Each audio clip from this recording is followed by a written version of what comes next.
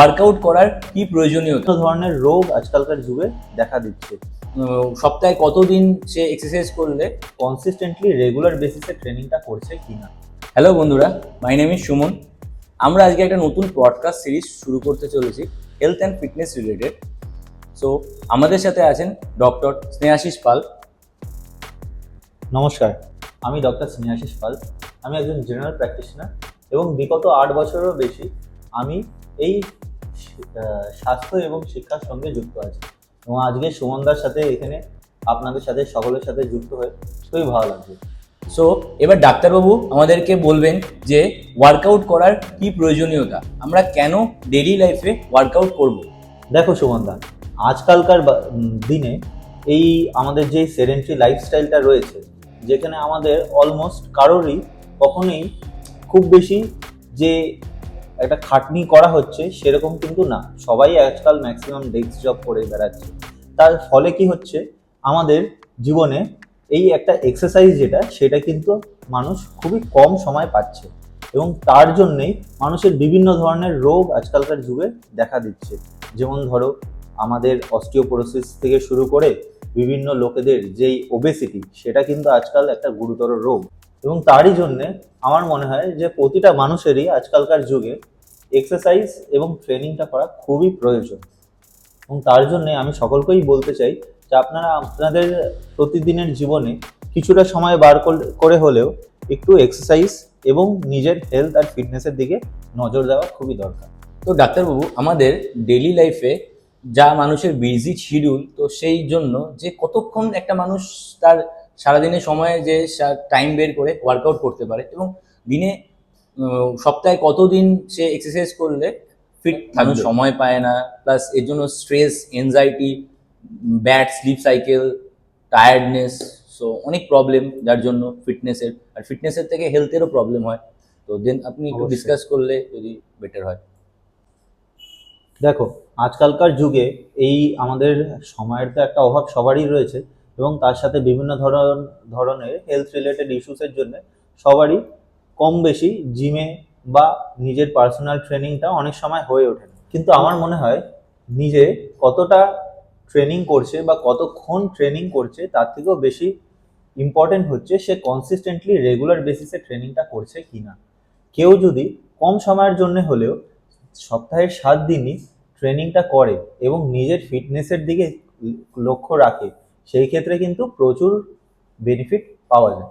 তো ডাক্তারবাবু, আমার একটা নেক্সট কোশ্চেন, যে ওয়ার্কআউট যে মানুষ করছে, তো এর জন্য ট্রেনার কতটা ইম্পর্টেন্স? দেখো সুমনদা, ট্রেনিংয়ের ক্ষেত্রে অনেক ক্ষেত্রেই দেখতে পাওয়া যায় যে অনেক মানুষেরাই ট্রেনিংয়ের সময় ভুল ট্রেনিংয়ের জন্য অনেক ক্ষেত্রে ইনজুরি হয়। নিজের যদি কোনো পার্সোনাল গোল থাকে, অনেক ক্ষেত্রেই হয় সেই পার্সোনাল গোল অ্যাচিভ হতে অনেক ডিলে হয় বা হয়তো অ্যাচিভ হয় না।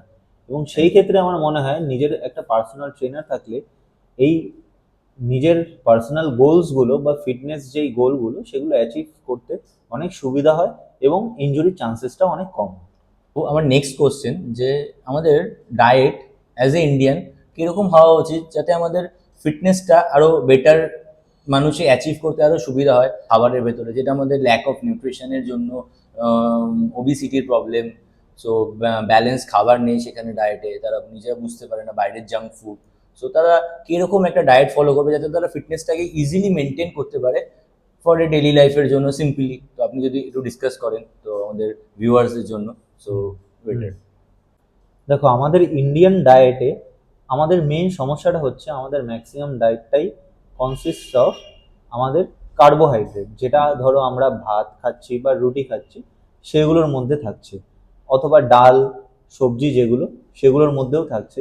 এবার কার্বোহাইড্রেটটা যদিও আমাদের জন্য খুবই প্রয়োজনীয়, বাট সেটা কিন্তু আমাদের ডায়েটের ম্যাক্সিমাম অংশ হয়ে দাঁড়াচ্ছে এবং সেটাই কিন্তু সবথেকে বড় সমস্যা।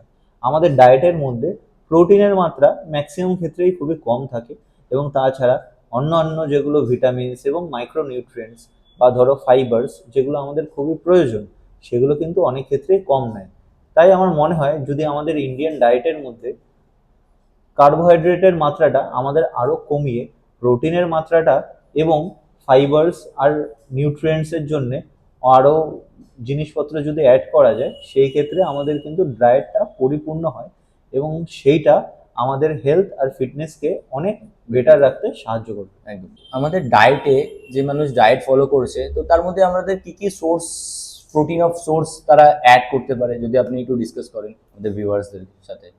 তো যারা ভেজিটেরিয়ান তাদের জন্য আমরা একটা প্রোটিন সোর্স আমরা আলোচনা করলাম, এবং যারা নন ভেজিটেরিয়ান তারাও কি প্রোটিন ফলো করবে অ্যাজ এ ডায়েটে, তাদেরটা আপনি একটু ডিসকাস করলে সেটা ভালো হয় আমাদের ভিউয়ার্সদের জন্য।